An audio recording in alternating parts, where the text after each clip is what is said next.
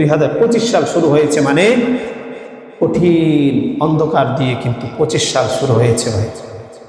25 সাল শুরু হওয়ার পরে আকাশে সূর্যের আলো যেভাবে পাওয়া দরকার অন্যান্য মাসে আমরা পাই, অন্যান্য সময়ে পাই, ওই রকম আলো পাওয়া গিয়েছে ভাই বলেন? শুধু আমাদের এই হাজীবাড়ি বাগবাড়ি এলাকায় এরকম হয়েছে বিষয়টা এমন না।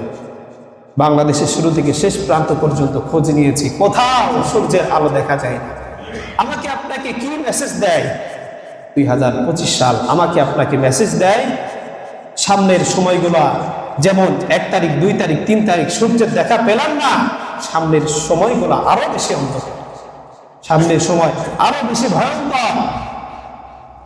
আমাদের উস্তাদ বলেছিলেন সাবধান সাবধান, ইবাদত বন্দেগীর আর সময় পাবে না, সামনের সময়গুলা খুব অন্ধকার, বেশি থেকে বেশি ইবাদত বন্দেগী করে না। দাজ্জাল 2025 সালে তার আগমন ঘটবে। কয় সালে? চলতি বছর ইংরেজি মাস দাজ্জালের আগমন ঘটবে এই 2025 সালে। আমার উস্তাদ বলতেন 2021 সালে বলেছিলেন সম্ভবত, অথবা 20 সালে। সামনের সময়গুলা খুবই অন্ধকার, সেটাই তো সেই উস্তাদের কথাই তো মিলল। 2025 সালে এসে দেখলাম সূর্যের দেখা মিলে না। শীতে কনকনে শীতের কারণে মানুষ ঘর থেকে বের হতে পারছে না, লেপ তোশক কম্বলের ভিতর থেকে সে বের হতে পারে না। বিকাল হয়ে যায়, দুপুর হয়ে যায়, সূর্যের দেখা মেলে না। আমার রুমের ভিতর থেকে রুমের ভিতর ঢুকলে মনে হয় রাত, অথচ অন্যান্য সময়ে একটু আলো ভিতরে ঢুকে, সব সময় মনে হয় রাত। প্রত্যেকের ক্ষেত্রে একই কথা, কারণ সূর্যের আলো যখন দুনিয়াতে না ফুটবে তখন দেখবেন এক অন্যরকম পৃথিবীটা কেমন মরা মরা ভাব চলে আসে। এটাই আমাকে আপনাকে মেসেজ করে, ইবাদত করে নাও, ইবাদত বন্দেগী করে নাও, সামনের সময় আরো বেশি অন্ধকার আসবে, সামনের সময় আরো বেশি খারাপ।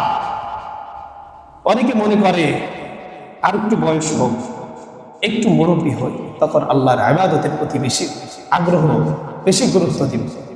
আল্লাহর কসম করে বলি ভাই, সামনের সময় আরো বেশি খারাপ। আমি যে সামনের সময় নিতে চাইলাম, সামনে থেকে ইবাদত বন্দেগী করব, আল্লাহর কসম করে বলি একটু পরে যদি আজরাইল আমার জানটা থালা দিয়ে নিয়ে চলে যায়, সামনে কি আর সময় পাবো ভাই? আর সময় পাবো না।